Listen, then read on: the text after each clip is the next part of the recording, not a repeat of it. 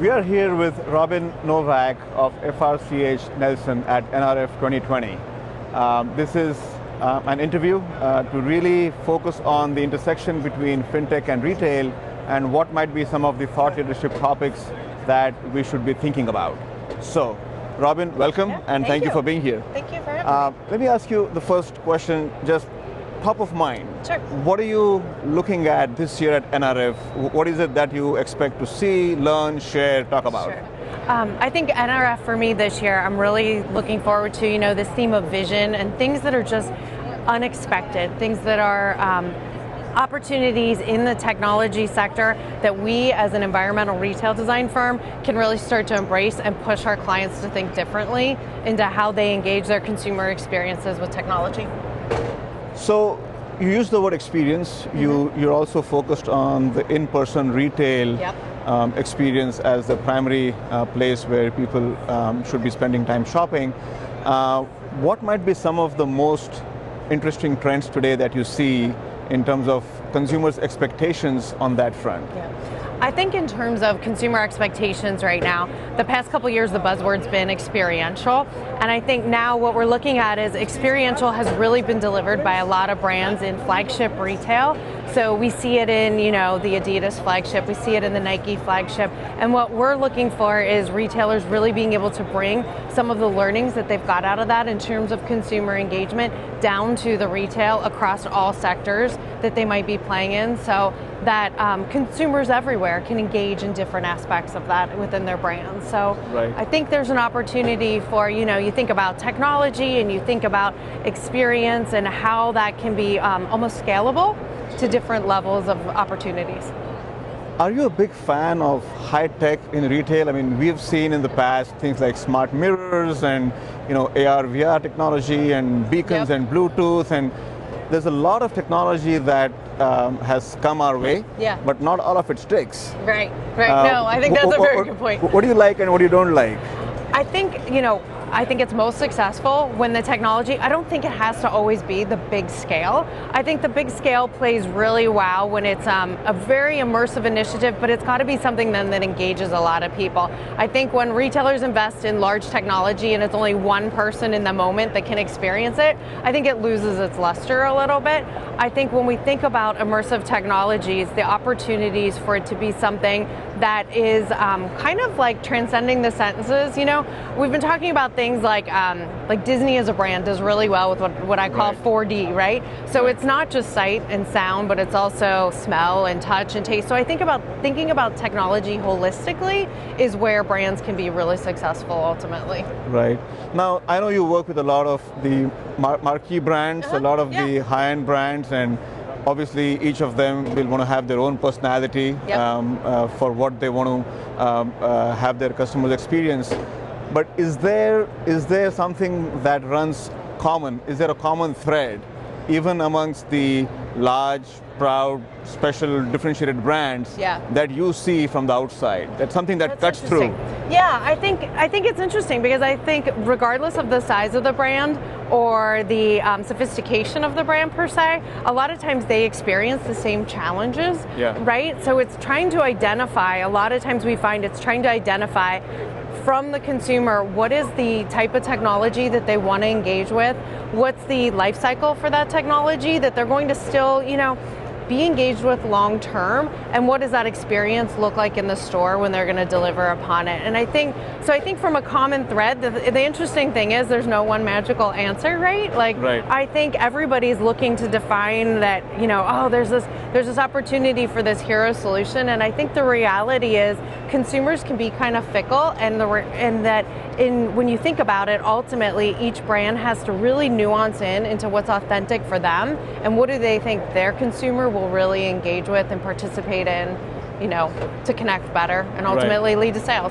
No, that's great. Thank you for sharing that. I think there's a word I picked up which I want to focus on and double click on a little bit. You talked about the journey, the life cycle, right? Yeah. And over the years, especially in the last, I would say 5+ years, that life cycle is getting really complicated. It is. Right? Yeah. It used to be that, hey, people went online to research, they went to the store to buy, and then they came home, and if they had a problem, they might go to the store or not, or they went to the store to browse, they came home and they bought online. Now you have all of these other things, right? You are following somebody on Instagram, you're reading content marketing stuff on a blog, you might go to the store, make a purchase, you might buy online 5 different sizes and then return 4 of them.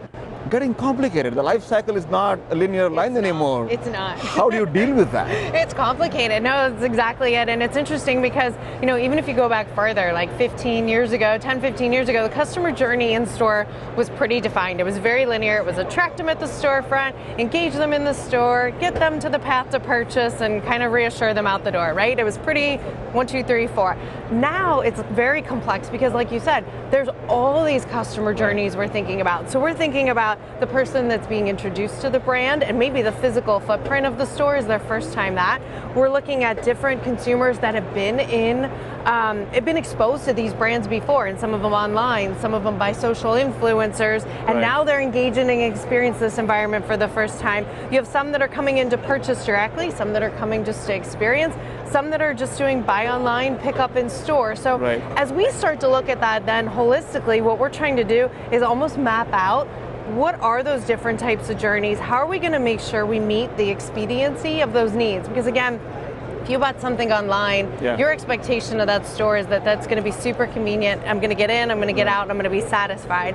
If you're somebody there looking to browse and dwell and maybe engage with the brand, then a part of our job as experiential retail designers then is to come up with what are those moments that can't be replicated online? What are those experiences that are going to have you connect with the product, the services, and the brand at a much more higher and emotional level that'll repeat that cycle and get you, really amplified about the brand and coming back for more. So I think the life cycle in general, though, it's short and sweet these days. You got to be bringing something back, something new all the time. Now, is there on that front in the life cycle, do you see differences between demographics, between segments? Like, are we in a phase where we have to challenge our traditional understanding of how women think and shop, how millennials think and shop?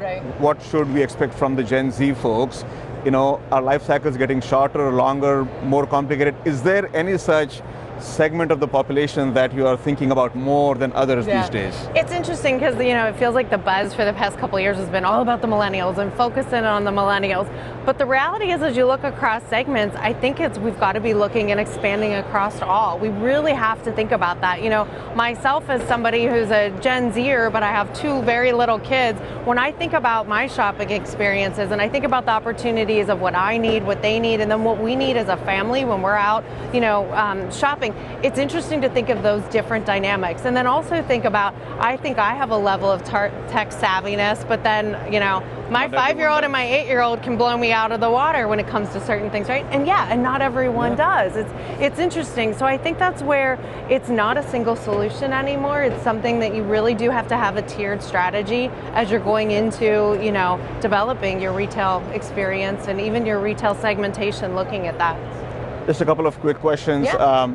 So if you look at the industry as a whole, right, is there going to be like a big milestone we should expect in the next year, next 5 years, something that, like, this is something that is going to happen, we can see it coming? Is that one such big thing that's on the horizon? That's an interesting. I wish I had a crystal ball. I wish I could read into it. I do think the biggest shift we're seeing right now, and I see this across all sectors because we work both with specialty type retailers as well as large scale department stores, is I think there's this blurring of lines. I don't think the definition of retail in those types of segmentation is where we're going to see the future of retail. I think everybody's taking and learning from each other, and this idea that customers really want a little piece of everything when they're out and they're shopping. They want a little food, they want a little retail, they want a little experience. Sometimes they just want pure joy and just want to be able to escape, right? And I think that's where brands, you're really seeing that cross-pollination, that blurring of lines, and I think that's where we'll continue to see it shift. I think what's fascinating here for us as we look at the fintech world is really how the importance of experiences, the importance of managing people's life cycles. Part of that life cycle is paying for things. Part of the life cycle is making sure that you are aware of what you're buying before you make the purchase. and how all of these things tie together. Part of the life cycle might also be, if you're going to buy a big ticket item, when do you start saving for it? Exactly. That then ties to your banking experience. That might tie to your investing experience. That might tie to your experience or your relationship with money overall. So commerce and money, commerce and payments and banking are all related. And I think as we take a more expansive view of a consumer's relationship with money and commerce, the retail experiences are definitely integral to that journey. It is, right? Because within that journey, then people they're strategizing their finances, they're strategizing their path to purchase, and then I think even then when they're in the environment with the retailer, those types of transactions, I think those need to be seamless then too, right? The old days of the old school POS and queue systems and all that, it's gotta go away. We gotta think about the convenience and the ease and the peace of mind ultimately that they need when they purchase. I'll ask you one last question, right? Which people talk about a lot, and some people say, no, it's not a thing. But is stores going away a thing? No, absolutely not. No, I truly believe that too, right? Think about it. The idea of, you think about all the products that you can purchase online. You can purchase anything today online. But that ability to connect with that product and connect with that brand and be able to see something more out of it isn't there purely online. And I think the idea that shopping, as much as people might say retail is dead, it's not, because people still want to get out. People want to go out. They want to experience it. There's certain products that just the tactile nature of it, sitting, touching, feeling, enjoying that, and also the community around retail. If you think about it, retail in general is a very tight-knit community, but it's also very inclusive. So when you're shopping, that idea of being able to connect on a service level, that idea of being able to share that with others, share those moments, I think that's where it's going to be interesting for retail to keep expanding. And I think that's where, to my earlier comment about the blurred lines, I do think that's why we're seeing other services being brought into retail, whether it's food, whether it's personalization opportunities, moments. And I think it also goes back to some retail's just fun. And it's okay. It's okay just to have some fun. So even with all this technology, the human connection is not going to go away. The human connection can't go away. Absolutely. On that note, thank you so much, Robyn. Thank you. So Robyn Novak of FRCH Nelson. This is Aditya Kurjekar from Mediji Studio.